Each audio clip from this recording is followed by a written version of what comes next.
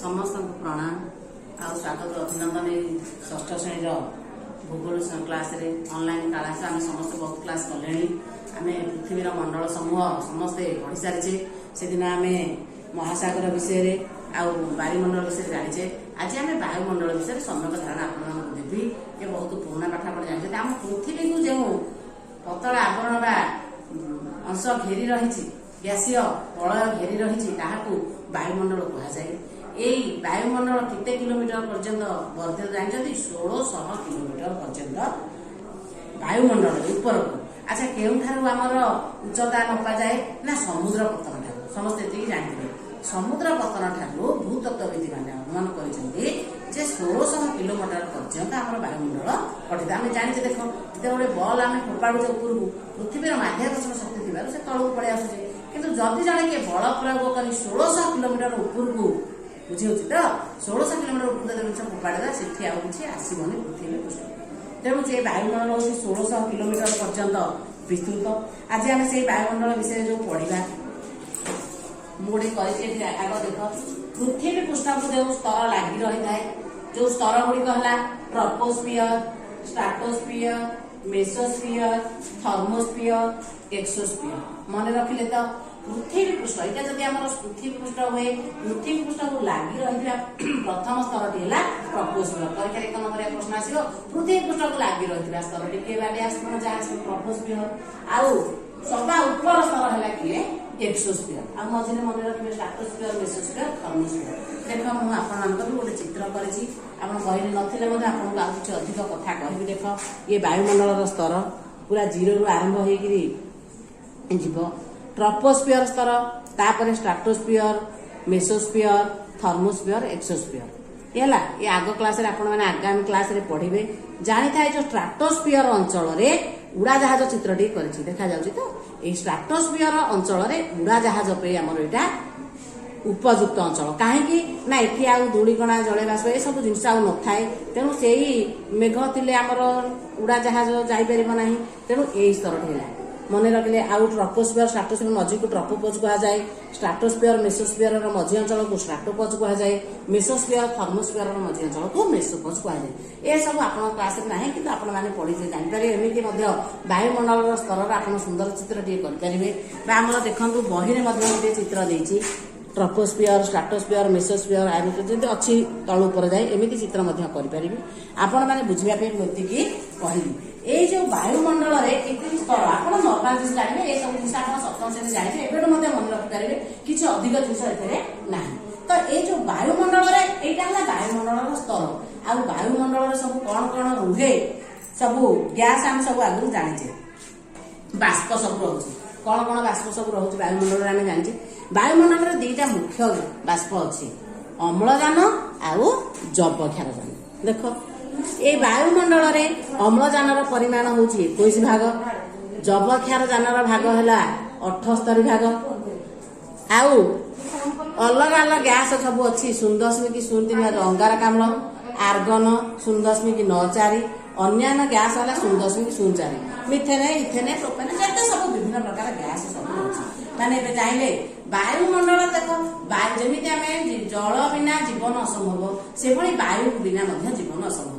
वायुर मुख्य जिन कौन अम्लजान जहाँ को आम प्रश्वास वायु ग्रहण करुचे आ समस्ते जाने संपूर्ण जीव जगत अम्लजान बिना बची पार ना तेणु अम्लजान आ जबक्षारजान है मुख्य गैस। देख अंगारकाम्ल एक मुख्य गैस कहीं जानते आम कहूचे वायुमंडल गाड़ी कल कारखाना गाड़ी जो आमर वायुमंडल अंगारकाम्ल गैस परिमाण बढ़ी जाऊँगी ताहा खराब किंतु देख अंगारकाम्ल गैस नथिले आम बची पारे कहीं ना मुख्य जिते खाद्य प्रस्तुत करुच्ची को गैस तार दरकार अंगारकाम्ल दरकार आउ से समय से वायुमंडल को अम्लजान छाड़ आउ अंगारकाम्ल गैस मुख्य कौन काम जानते ना आम सूर्यकर जो प्रखर किरण भूपृष्ठ में पड़ुची आम तो एक एत अंशुघात होती वर्षा दिन हो केते गरम होची आपण माने अनुभव करुछन आहुरी गरम होता कि ना जदि अंगारकाम्ल गैस नथा अंगारकाम्ल गैस जो जिते सूर्यकर प्रखर किरण आउची भूपृष्ठ कौन करुच्ची ग्रहण करुच्ची ये अंगारकाम्ल गैस परिमाण मात्र 0.03 भाग बुझेगा तो तेणु से पृथ्वी पृष्ठ से जो अंगारकाम्ल बाष्प पृथ्वी जो ताप जो सूर्यकठ किरण आसला पृथ्वी ग्रहण कले से जो ताप विकिरण करुच्ची किए नहीं जाऊँगी ଅଙ୍ଗାରକାମ୍ଳ ଗ୍ୟାସ ନେଇଯାଉଛି, ଗ୍ରହଣ କରିଯାଉଛି। ନହେଲେ ଆହୁରି ମଧ୍ୟ ତାର ଅଧିକ ପରିମାଣ ହୁଅନ୍ତା। ଆଉ ବାୟୁମଣ୍ଡଳରେ ବାୟୁର ଘନତ୍ୱ କହିଲେ ବାୟୁମଣ୍ଡଳ କେଉଁ ପରିମାଣରେ ଅଧିକ ଅଛି, କେଉଁଠାରେ କମ୍ ରହୁଛି, ବୁଝିଗଲା ତ? ଆମେ ଜାଣିଛେ ଆଚ୍ଛା କହିଲେ ଉପରକୁ ଗଲେ ଆମେ ଭାବୁଛେ ବାୟୁମଣ୍ଡଳ ତ ବଡ଼, ଉପରକୁ ଗଲେ ବହେ ବାୟୁ ପାଇଲା। ସମ୍ପୂର୍ଣ୍ଣ ଭୁଲ ଧାରଣା। କାହିଁକି ନା ଯେତେବେଳେ ମହାକାଶଚାରୀ ମାନେ ବା ପର୍ବତାରୋହୀ ମାନେ ଯାଉଛନ୍ତି, ମହାକାଶଚାରୀ ତ ସାଙ୍ଗରେ ନେଇକି ଯାଉଛନ୍ତି, ଆମେ ଜାଣିଛେ ବହୁତ ଦୂରକୁ ଯାଉଛନ୍ତି। ମହାକାଶଚାରୀ ପର୍ବତାରୋହୀ ମାନେ ଯେତେବେଳେ ଯାଉଛନ୍ତି ପର୍ବତ ଆରୋହଣ କରିବାକୁ, ସାଙ୍ଗରେ ଅମ୍ଳଜାନର ଥଳି ନେଇକି ଯାଉଛନ୍ତି। କାହିଁକି ଜାଣିଛ ନା ପାହାଡ଼ ପର୍ବତ ଶିଖର ମାନଙ୍କରେ ବାୟୁର ଘନତ୍ୱ କମ, ଆଉ ସମୁଦ୍ର ପତନରେ ମାନେ ଆମେ ସବୁ ସମୁଦ୍ର ଅଞ୍ଚଳ ସମତଳିଆ ଅଞ୍ଚଳରେ ଅଛି, ବାୟୁର ଘନତା ଅଧିକ। ପରୀକ୍ଷାରେ କ'ଣ ଭଳିଆ ପ୍ରଶ୍ନ ଆସିବ, ବାୟୁର ଘନତ୍ୱ କେଉଁ ଅଞ୍ଚଳରେ ଅଧିକ, କେଉଁ ଅଞ୍ଚଳରେ କମ? ସମୁଦ୍ର ପତନ ଅଞ୍ଚଳରେ ଅଧିକ, ପର୍ବତ ଶିଖର ଉଚ୍ଚ ଅଞ୍ଚଳରେ କମ। କାରଣ ସେଇଥିପାଇଁ ପର୍ବତାରୋହୀ ମାନେ ସାଙ୍ଗରେ ଅମ୍ଳଜାନ ଥଳି ନେଇକି ଯାଇଥାନ୍ତି। ଭୌଗୋଳିକ କାରଣ ପରୀକ୍ଷାରେ ଆସିବ, ପର୍ବତାରୋହୀ ମାନେ ସାଙ୍ଗରେ ଅମ୍ଳଜାନ ଥଳି ନେଇକି ଯାଆନ୍ତି। ଆମେ ତ ଭାବିବା ଉପରକୁ ଗଲେ ବହୁତ ଗ୍ୟାସ ପାଇବା, ବହୁତ ବାଷ୍ପ ଅଛି ସେଠି, ଆମର ସେଠି କ'ଣ ଅମ୍ଳଜାନ ଆବଶ୍ୟକ? ନା, ଭୁଲ ଧାରଣା। ସେଠି ଅମ୍ଳଜାନ ଆମର ନାହିଁ। ତେଣୁ ଆମର ଅମ୍ଳଜାନର ପରିମାଣ ନିହାତି ଆବଶ୍ୟକ ହୋଇଥାଏ। ବୁଝିହେଲା ତ? ଏସବୁ ଆମେ ଆଜି ବାୟୁମଣ୍ଡଳ କଥା ଜାଣିଲେ, ବୁଝିହେଲା? ତେଣୁ ମନେ ରଖିବେ, ଯବକ୍ଷାରଜାନ 78%, ଆଉ ଥରେ କହିଦେଉଛି ଆପଣମାନଙ୍କ ପାଇଁ।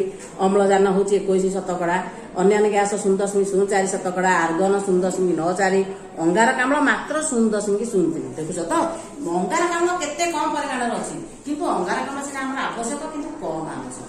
ହେଲା, ଭାତ ଖାଇଲା ବେଳକୁ କ'ଣ କରୁଛେ, ବହେ ଭାତ ଖାଉଛେ, ଖଟା ଯଦି ତା ସାଙ୍ଗରେ ଖାଉଛେ, ଟିକେ ଖାଉଛେ ନା ନାଇଁ, ବାଲାନ୍ସ କରିକି ଖାଉଛେ। ବୁଝିଲା? ସେମିତି ଆମର ଅଙ୍ଗାରକାମ୍ଳ ନୁହେଁ, ଦରକାର ନୁହେଁ। ଆମେ କହିଦଉଛେ କଳକାରଖାନା ଅଙ୍ଗାରକାମ୍ଳ ଗ୍ୟାସ ବଢି ଯାଉଛି, ଠିକ ଅଛି, କିନ୍ତୁ ତାର ପରିମାଣ ମଧ୍ୟ କିଛି ନା କିଛି ଆମ ବାୟୁମଣ୍ଡଳ ଦରକାର। ସିଏ ବଢିଗଲେ ଆମର କ୍ଷତି କରିବ, ତେଣୁ ସିଏ ମଧ୍ୟ ଆମ ଦରକାର ଅଛି। ତାପରେ ଆଉ ଗୋଟେ ସୁବିଧା ଆମେ ସମସ୍ତେ ଜାଣିଛେ, ଆମ ପୃଥିବୀ ପୃଷ୍ଠରେ ଅଶ୍ମମଣ୍ଡଳ, ବାୟୁମଣ୍ଡଳ, ବାୟୁମଣ୍ଡଳ, ତିନିଟା କଥା କହିଲି। ଏଇ ତିନିଟା ଜାଗାରେ ଗୋଟେ ରହିଲା, ଆଉ ଗୋଟେ ହେଲା ଜୈବମଣ୍ଡଳ। କ'ଣ ନା ଉଭୟ ପ୍ରାଣୀ ଜଗତ ଆଉ ଉଦ୍ଭିଦ ଜଗତକୁ ନେଇକି ଆମର ଜୈବମଣ୍ଡଳ ଗଠିତ। ବୁଝିଲା? ଏ ସାଧାରଣତଃ ଆମେ ମନେ ରଖିବା, ଜୈବମଣ୍ଡଳରେ କିଏ ରହୁଛନ୍ତି? ବୃକ୍ଷ, ଗଛଲତା, ଜୀବଜନ୍ତୁ, ପ୍ରାଣୀ, ଏଇ ସମସ୍ତଙ୍କୁ ନେଇକି ଗୋଟେ ବାଲାନ୍ସ ରହୁଛି। ଦେଖିଆ କହିଲ, ଯେମିତି ସ୍କୁଲ ଥିବ, ପିଲା ନଥିବେ, ବର୍ତ୍ତମାନ ପରିସ୍ଥିତି ଭଲ ଲାଗୁଛି କି ନା? ସେମିତି ସମ୍ପୂର୍ଣ୍ଣ ଆମ ପରିବେଶର ଅଶ୍ମମଣ୍ଡଳ ରହିବ, ବାୟୁମଣ୍ଡଳ, ଉଦ୍ଭିଦ ଜଗତ, ଅରଣ୍ୟ ରହିବ, ତା ସାଙ୍ଗରେ ପଶୁ ପକ୍ଷୀ, ବାଘ, ଜୀବଜନ୍ତୁ ରହିବେ, ଘର ରହିବ, ମଣିଷ ରହିବେ। ଏଇ ହେଲା ଆମର ସୁନ୍ଦର ପରିବେଶ ଭିତରେ ଇଏ ଆମର ଜୈବମଣ୍ଡଳ ଗଠିତ। ବୁଝିହେଲା ତ? ଏଇ ଜୈବମଣ୍ଡଳ ଆମେ ସମସ୍ତେ ଯୋଉ ରହୁଛେ, ଆମର ସବୁ ଗୋଟେ ପରିସଂସ୍ଥା ଅଛି। ଆମେ କହିବା ହିମାଳୟ ଅଞ୍ଚଳର ପରିସଂସ୍ଥା, ଆମର ପରିସଂସ୍ଥା ସମାନ କି ନା? ହିମାଳୟ ଅଞ୍ଚଳରେ ଥିବା କୁକୁର, ଭାଲୁ, ହାତୀ, ସେମାନଙ୍କର ଥଣ୍ଡା ଅଞ୍ଚଳରେ ଅଲଗା, ଆମ ଅଞ୍ଚଳର କୁକୁର, ବାଘ, ଆମେ ଯୋଉ ଗୋଟେ ଅଞ୍ଚଳରେ ରହୁଛେ, ଯେମିତି କହୁଛେ କ୍ରାନ୍ତି ମଣ୍ଡଳୀୟ, ବିଭିନ୍ନ ପ୍ରକାର ଅଞ୍ଚଳ ଅଛି। ତେଣୁ କିଛି ଗୋଟେ ବଡ ଅଞ୍ଚଳକୁ ନେଇକି ଗୋଟେ ପରିବେଶ ଗଠିତ ହୁଏ। ସେଇ ପରିବେଶରେ ଥିବା ଜୀବଜନ୍ତୁ ମାନଙ୍କୁ ଗୋଟିଏ ପରିସଂସ୍ଥାର କୁହାଯାଏ। ପାଣି ଏ ସବୁ ସାଧାରଣ କଥା, ଏ ସବୁ ବିଷୟ ହଉଛି। ତେଣୁ ଆମର ଏଇ ଯୋଉ କୁହାଯାଉ, ଏଇ ସବୁ ବିଭିନ୍ନ ପ୍ରକାର କଳକାରଖାନା ବଢିବା ଫଳରେ ଅଙ୍ଗାରକାମ୍ଳ ଗ୍ୟାସର ପରିମାଣ ବଢିବା ଯୋଗୁଁ ଆମର କୁହାଯାଉଛି ଭୂଗୋଳକୀୟ ଉଷ୍ଣତା ବୃଦ୍ଧି ହେଉଛି। ତେଣୁ ପରିସଂସ୍ଥା କହିଲେ ଏକ ନିର୍ଦ୍ଦିଷ୍ଟ ପ୍ରକାରର ଜଳବାୟୁ, ମୃତ୍ତିକା, ସେହି ଅଞ୍ଚଳରେ ରହୁଥିବା ଜୀବଗୋଷ୍ଠୀ, ପ୍ରାଣୀ, ଉଦ୍ଭିଦ ମାନଙ୍କୁ ନେଇ ଯେଉଁ ପରିବେଶ ସୃଷ୍ଟି ହୁଏ ତାକୁ ପରିବେଶ କୁହାଯାଏ। ତେଣୁ ହିମାଳୟ ଅଞ୍ଚଳର ହାତୀ ଆମ ଅଞ୍ଚଳର ପରିବେଶ ଗୋଟେ ପ୍ରାଣୀ ହେଇପାରିବ ନାହିଁ। ଏଇ ଯୋଉ ହିମାଳୟ ଅଞ୍ଚଳର ଭାଲୁ ବା ବାଘ, ବା ଆମର ଥାଇଲାଣ୍ଡର ହାତୀ ଆମ ଅଞ୍ଚଳର ହବ କି? ତାଙ୍କ ଅଞ୍ଚଳର ପରିବେଶ ଆମ ଅଞ୍ଚଳର ହାତୀ ଯେମିତି ଦେଖିବାକୁ, ତେଣୁ ଇଏ ହେଲା ପରିବେଶ ବା ପରିସଂସ୍ଥା, ଗୋଟେ ଛୋଟିଆ ଶବ୍ଦ। ତେଣୁ ଆପଣମାନେ ପରୀକ୍ଷା ପାଇଁ ମନ ଦେଇକି ପଢିବେ, ପୁରା ସର୍ଟ କୋଶ୍ଚିନ୍ ପଢିବ। ମାତ୍ର 25 ନମ୍ବରର ପରୀକ୍ଷା ହବ।